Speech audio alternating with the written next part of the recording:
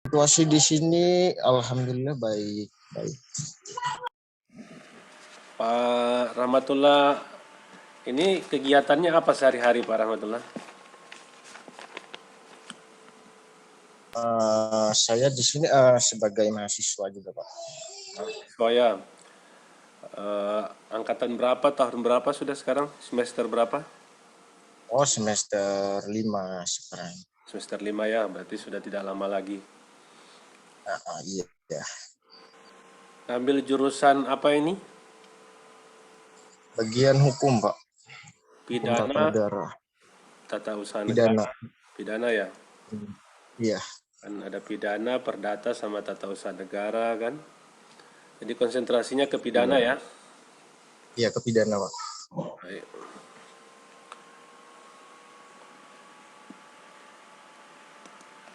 Baik. Kalau Pak Rahmatullah sendiri ada kegiatan di LBH atau bergabung dengan LBH kampus? Kalau untuk saat ini belum ada, Pak. Belum. Belum ya. Selain jadi mahasiswa, ada ikut kegiatan aktivis atau gimana Pak Rahmatullah? LSM? Ada organisasi kampus juga. Itu ya, organisasi kampus baik. Iya. Eh, organisasi kampus, apakah organisasi mahasiswa seperti HMI begitu? Liga Iya, HMI, Pak. HMI ya? Himpunan Mahasiswa. Iya, itu bagus kalau di HMI. Cuman Iya. baru-baru ini kacau dia punya kongres ya. Iya. Ada teman-temannya Pak Rahmatullah di sana yang Di ikut maksudnya di kongres itu kemarin yang kacau. Tidak sempat kalau itu nggak ada, Pak. Nggak ada. ada ya. Ah, Nah, ah. kita sayangkan saja ya, mudah-mudahan lah bisa Iya, baik kembali. iya, Pak.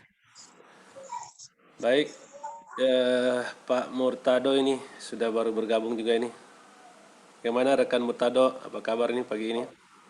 Oh iya, selamat siang Pak. Mohon maaf telat ini. Kabar baik Pak. Sebaliknya gimana semuanya? Pak Usman dan kawan-kawan semuanya Baik, baik. sehat. Alhamdulillah, sehat-sehat. Terima kasih. Pak Murtado ini di daerah mana Pak Murtado? Saya di Jakarta Timur Pak. Jakarta Timur ya. Wah, Ya, Jakarta ya. kondisinya gimana sekarang ini? Kayaknya rame pilpres ini. Belum sih Pak. Kalau Jakarta mah ya masih sih yang rame apa sih mungkin yang kemarin Habib Rizik Sihab terus ya hoax hoax gitulah Pak. Lagi rame hoax. Kalau Pak Murtado sendiri ada ikut kegiatan LSM, LBH atau aktivitas kampus? Iya sih Pak, kalau saya kan aktif di LBH kampus, terus saya juga, mohon maaf sih, saya kan masih mahasiswa nih semester akhir, lagi nyusun Ya. skripsi juga, lagi bikin penelitian juga, terus aktif juga di LBH kampus gitu, terus ya ada beberapa gabung sih sama beberapa rekan-rekan pengacara gitu ya, ikut-ikut praktek begitu Pak. Ya, alhamdulillah ya bisa dapat berkesempatan untuk langsung sambil diaplikasikan ilmunya dari kampus ya. Di kampus ambil universitas apa di Jakarta? Saya di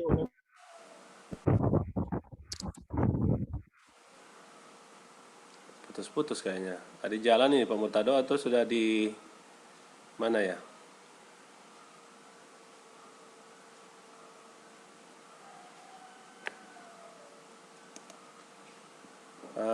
Murtado apa masih di jalan atau sudah di tempat? Mohon maaf, saya masih di jalan ini Pak, lagi di perjalanan. Baik kalau Kebetulan begitu. di pinggir jalan. Ah, Baik kalau gitu nantilah kalau sudah di tempat baru kita komunikasi lanjut lagi. oke, baik, baik, baik. Terima Baik, kasih Pak. Mohon maaf. terima Siap. kasih. Iya, selamat bergabung Pak Firman Kurniawan. Jumpa kembali Pak Firman. Gimana kabar ini Pak Firman? Alhamdulillah kabar baik Pak. Ya, sudah jadi ini LBH-nya atau Yayasan Bantuan Hukumnya? Insya Allah setelah Lebaran Ya, sudah dibuka. kami doakan Pak. Ya, mudah-mudahan bisa lancar-lancar semuanya Pak. Di daerah mana lagi rencananya Pak? Pak Firman mau bikin? Ya, cuman itu Pak, daerah Jepara Pak, Jawa Tengah. Jawa Tengah ya, Jepara. Eh, pengadilannya kelas apa ya? Kelas 1 atau kelas 2? Pengadilan negeri sama pengadilan agamanya? 2 Pak. 2 ya. Ya, mudah-mudahan bisa segera dan nanti kalau memang dibutuhkan dukungan, bantuan dari seluruh rekan-rekan ya mari kita sama-sama supaya ada perluasan untuk bantuan hukum ke masyarakat itu. Terutama Baik Pak. akses bantuan hukum terhadap masyarakat miskin. Eh, untuk tahun ini kan kementerian ini, Kementerian Hukum dan Asasi Manusia lagi membuka pendaftaran kemarin ya dari tanggal 14 sampai tanggal 26. Jadi pendaftaran akreditasi kemarin tanggal 26 Maret ini sudah ditutup baru selesai gitu. Kami juga punya LBH ikut dan sekarang ini dalam tahap perbaikan data. Ya mohon doanya saja teman-teman, mudah-mudahan bisa lolos ya organisasi bantuan hukumnya sehingga ada akses untuk menggunakan dana negara untuk membantu masyarakat miskin. Kalaupun tidak, saya sudah berkomitmen dengan teman-teman tetap aja jalan, tidak masalah tanpa dukungan dana. Tapi setidaknya harus ada upaya supaya kita sama-sama bekerja untuk bisa membantu masyarakat yang terutama pencari keadilan. Baik, mungkin teman-teman yang dari Bali ini ya, kita tunggu belum masuk-masuk.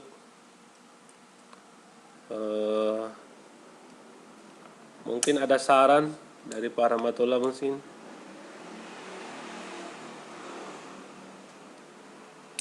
Karena kita masih dalam sesi diskusi ya. Mungkin Pak Rahmatullah masih dengar suara kami. Baik. Kemarin kan materinya sudah dipaparkan Pak Rahmatullah. Apakah masih ada yang ingin disampaikan terkait materi mediasi dan negosiasi tersebut? Sepertinya kemarin semuanya sudah disampaikan. Iya. Iya. Baik, kalau sudah mungkin saya berikan masukan ya sekaligus juga saran untuk PowerPoint. Sebaiknya PowerPoint-nya poin-poin pentingnya saja yang disampaikan gitu ya, dimasukkan dalam PowerPoint sehingga Baik. sehingga nantinya kita membacakan poinnya lalu menjelaskan sedikit gitu sehingga lebih mudah dipahami. Itulah maksudnya PowerPoint itu, tujuannya untuk sesungguhnya ya kata-kata kuncinya saja ya gitu yang dimasukkan sehingga begitu kita menjelaskan itu mudah gitu dan tidak memakan waktu yang cukup banyak sehingga lebih simpel gitu PowerPoint-nya. Kemudian untuk mediasi dan negosiasi memang sangat berkaitan erat ya hubungannya. Jadi negosiasi sesungguhnya adalah inti daripada mediasi itu. Jadi orang yang bermediasi atau orang yang mengikuti mediasi, pihak-pihak yang bermediasi itu baik dari pihak mediatornya maupun pihak yang berkonflik Semua pihak itu tentu ada kepentingan, masing-masing punya kepentingan. Kawan saya menyampaikan bahwa mediator itu nggak punya kepentingan. Saya sampaikan nggak benar. Mediator justru juga punya kepentingan. Tetapi kepentingannya adalah bagaimana pihak-pihak yang bermediasi itu mendapatkan haknya sesuai dengan aturan hukum yang ada. Misalkan kedua belah pihak diberi kesempatan yang sama untuk menyampaikan keinginannya, harapannya, kekhawatirannya, dan penawaran-penawarannya pada saat bermediasi. Jadi kedua pihak bisa mendengarkan dengan baik dan bisa merumuskan kira-kira apa yang bisa disepakati dan apa yang mungkin saja tidak disepakati. Jadi dalam hal ini mediasi itu ada 3 pihak, yaitu pertama pihak yang bersengketa, 2 pihak, kemudian ada pihak mediatornya sendiri yang berusaha mendamaikan atau memberikan kesempatan kepada para pihak untuk menyampaikan permasalahannya dan sekaligus juga merumuskan apa kira-kira yang bisa ditawarkan oleh pihak-pihak tersebut yang dalam bermediasi itu. Saya kira itu ya inti dari mediasi. Saya terima kasih sekali Pak Rahmatullah sudah menjelaskan secara teoritisnya ya. Memang dalam prakteknya mediasi itu bergantung pada mediatornya. Jadi mediator sangat berperan penting sekali dalam pelaksanaan mediasi. Sehingga para pihak itu sebelum bermediasi biasanya diberikan pilihan oleh hakim atau oleh para pihak yang bersengketa itu siapa mediator yang akan kita gunakan gitu. Biasanya sekarang ini kan mediator itu sudah tersertifikasi, ada sertifikat mediator gitu. Kemarin saya ditawari untuk mengikuti pelatihan mediator dari Jogja ya kalau tidak salah. Intinya seperti itu, bahwa mediator harus tersertifikasi sehingga memiliki kompetensi, memiliki legalitas formal sebagai mediator dan memiliki keterampilan, kemampuan untuk memediasi pihak-pihak terkait. Pengetahuan seorang mediator memang dituntut cukup ya, maksudnya pengetahuannya tentang permasalahan yang akan dihadapi gitu. Jadi perkara perdata intinya ya yang sering dimediasi. Bahkan perkara pidana pun di tingkat penyidikan, di tingkat kepolisian, apalagi itu misalnya adalah deliknya delik aduan, biasanya pihak kepolisian itu meminta untuk dilakukan mediasi sebelum dilanjutkan perkaranya. Atau pihak pelapor dan pihak terlapor meminta untuk dilakukan adanya mediasi sebelum perkaranya dilanjutkan. Sedangkan negosiasi sendiri, saya kira materi kemarin juga sudah lengkap. Hanya kalau negosiasi itu memang hanya ada 2 pihak, jadi tidak ada pihak ketiga. Hanya ada 2 pihak, yaitu pihak yang bersengketa. Masing-masing menegosiasikan, jadi menawarkan gitu hal-hal yang berkaitan dengan permasalahannya, dan kemudian penawaran-penawarannya itu langsung, jadi berhadap-hadapan gitu ya, negosiasi. Negosiator yang baik tentunya memiliki keterampilan sebagai negosiator yang baik juga. Jadi biasanya negosiator itu baik di perkara pidana Jadi biasanya kalau ada teroris yang menyandrah korban, itu negosiatornya diberi kesempatan untuk menego supaya kemudian pihak-pihak yang menyandra itu menyerahkan diri, kemudian akan diproses hukum sebagaimana ketentuan hukum yang ada.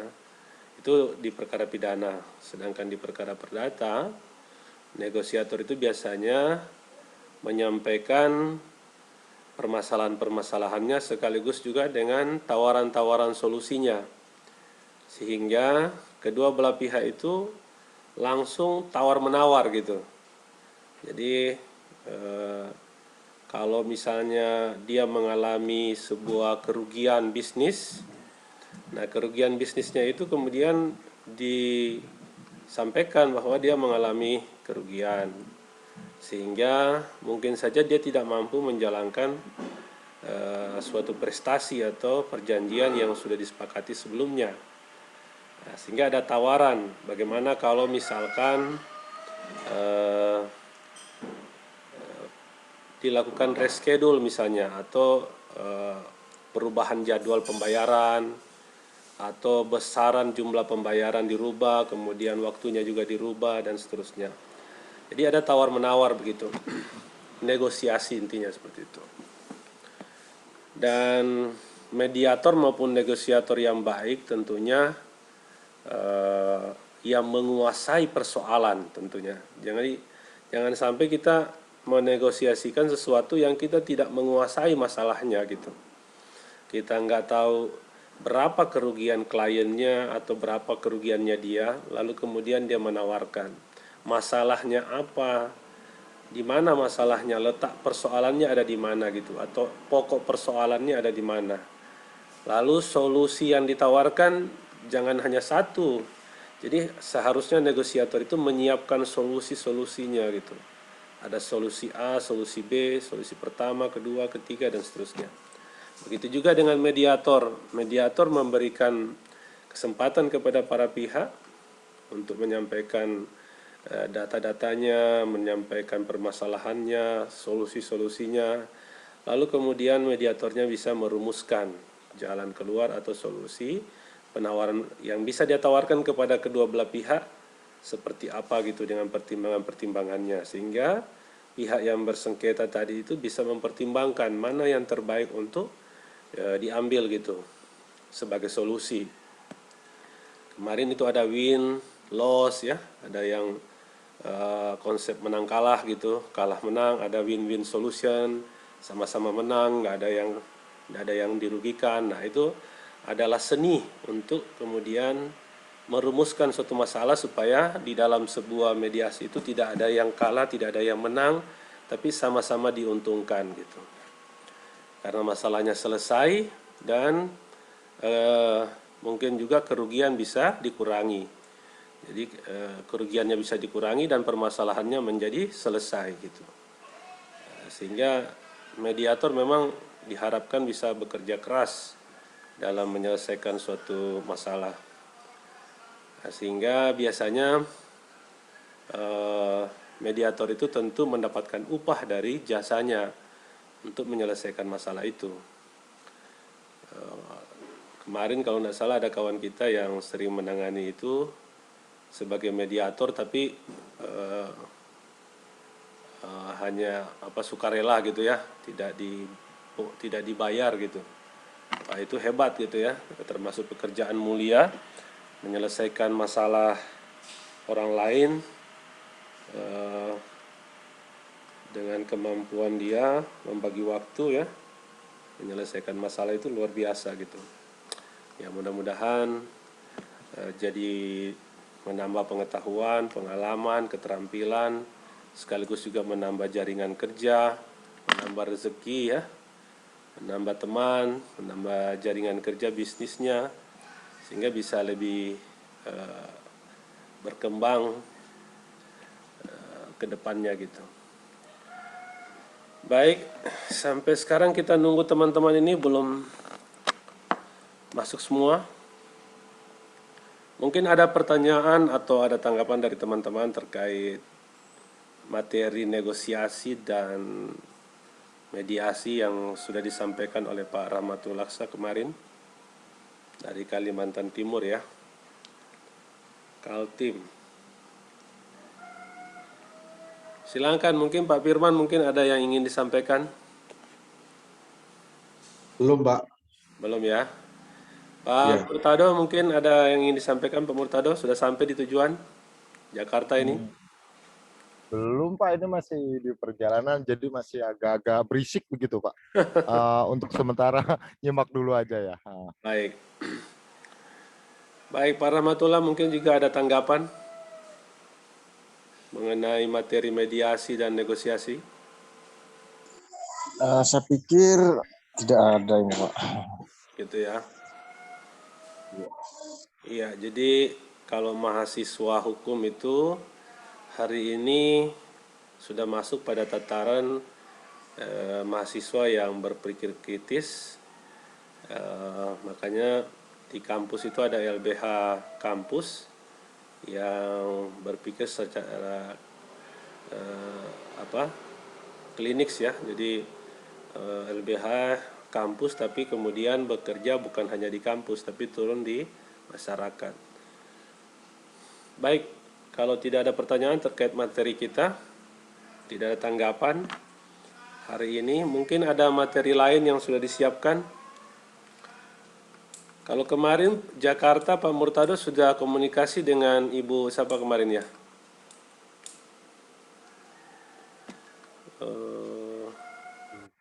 Iya, sudah sih waktu kemarin sudah sempat komunikasi sih Pak. Ya, materinya udah disiapkan belum ya? Buat buat Ibu itu Pak, Ya. atau materi buat di sini gitu maksudnya? Materinya kan dibagi per wilayah. Kemarin Jakarta kalau nggak salah itu dapat bagian apa ya materinya? Saya lupa ingat karena pembagiannya di kelompok ya. Di WA-nya kemarin itu kan sudah saya bagi di grup WA. Masing-masing paralegal baik dari Jakarta sampai Ambon itu kan sudah kita bikin dia punya WA-nya. Dan yang aktif sekali kemarin tuh Bali sama apa ya kemarin tuh ya. Termasuk Kaltim selesai juga ya tugasnya.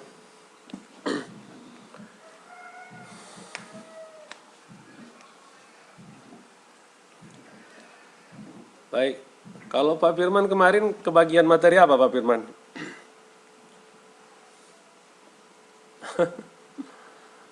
Tidak masuk, Pak, waktu itu, Pak. Oh, enggak masuk ya? Baik. Iya. Kalau saya tidak salah ingat untuk daerah, kebetulan kemarin catatannya sudah tidak tahu kemana ya, karena kita sibuk untuk persiapan akreditasi, jadi kesibukannya jadinya berkas-berkasnya masih disimpan. Baik, kalau belum ada materinya, teman-teman juga belum masuk semua ini ya. Nanti mungkin kita lanjutkan di session kedua ya, karena waktunya sudah tinggal berapa menit. Oh iya, mohon maaf Pak, gitu kan. Ya. Kemarin juga minggu kemarin saya juga kayaknya belum sempat partisipasi Pak, gitu. Iya Oh, betul, gitu minggu ya. kemarin saya belum partisipasi. Mungkin Oh, bisa iya. dikirim ulang gitu Pak, masalah tugas-tugasnya. Mungkin nanti bisa dipelajari dan dibagi di grup Jakarta gitu kan. Iya. Kalau nggak salah yang aktif kemarin Ibu siapa gitu. Ya, ada satu Ibu, lupa juga sih Pak. Mohon maaf. Yulianingsi ya? Ya betul Yulianingsi Jakarta ya. Siap. Iya. Iya, saya juga kemarin ini baru Ibu yang kita ini. Nanti coba dikomunikasikan di grup WA yang Jakarta ya. Materinya apa, nanti kalaupun nanti misalnya agak kesulitan, nanti saya coba handle di grup WA. Jadi untuk Jakarta mungkin yang paling penting itu kaitannya karena ibu kota negara ya. Jadi tentu modul paralegal tingkat dasar itu harus dikuasai secara baik begitu. Tentang bantuan hukum struktural, tentang bantuan hukum gender struktural, kemudian tentang bantuan hukum klinik gitu. Jadi ada 3 komponen di modul itu, modul pelatihan paralegal tingkat dasar, 3 tema topik besarnya itu memang harus bisa dipahami begitu. Karena dari situlah sebenarnya kita membangun kesepahaman bagaimana bantuan hukum itu ke masyarakat-masyarakat miskin bisa bisa diakses begitu. Karena bantuan hukum struktural itu tidak hanya berbicara soal bagaimana penanganan di pengadilan, tetapi lebih banyak pada bagaimana masyarakat itu dibela atau diadvokasi di luar pengadilan, sehingga masyarakat miskin itu bisa menemukan yang namanya keadilan dan kebenaran. Jadi ya mungkin perlu ada tim reaksi cepat lah mungkin tim reaksi cepat terhadap pencari keadilan gitu ya. Ketika ada pencari keadilan yang datang ke paralegal, itu kemudian paralegalnya bisa bertindak dengan cepat gitu untuk membantu masyarakat si pencari keadilan itu. Siap. Iya. Nanti kita kondisikan sama Bu Erni ya. Iya, Yuliasia Ningsi kalau nggak salah. Iya, Bu. Baik, siap, Pak. Oke, Pak Murtado, Pak Rito, sama Ibu Yuliati Ningsi gitu. Yuliati Ningsi kayaknya.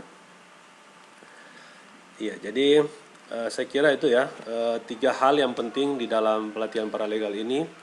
Yang pertama, bagaimana bantuan hukum struktural itu bisa berjalan dengan baik. Jadi itu salah satu dasar pemikiran kami. LBH atau Yayasan Bantuan Hukum itu tidak dipimpin oleh pengacara, tapi dipimpin oleh paralegal. Jadi paralegalnya yang memimpin LBH. Kenapa? Karena LBH itu memang tujuannya bagaimana membuka akses sebesar-besarnya kepada masyarakat pencari keadilan. Nah, kalau pengacara yang dijadikan ketua LBH-nya, maka dia bisa-bisa tidak punya waktu untuk ngurus LBH karena menangani perkara yang cukup banyak dan cukup menyita waktunya. Sedangkan paralegal dia tidak punya kewajiban untuk menghadiri sidang, tidak punya kewajiban untuk menjalankan kuasa yang sudah ditandatangani oleh pengacara. Jadi kita beri kesempatan yang seluas-luasnya kepada paralegal untuk memimpin LBH atau EBH, sehingga pengalaman, kemudian keterampilan itu kemudian akan akan sangat membantu paralegal dalam pelaksanaan kegiatan sehari-hari di lapangan.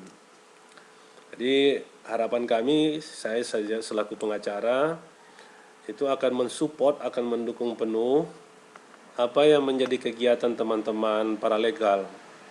Jadi pasca pelatihan ini nantinya akan kami legalisasi dalam bentuk kartu tanda paralegal, KTA, KTP kan, kartu tanda paralegal. Saya kalau tidak salah konsepnya sudah kita bagikan di grup seperti apa modelnya.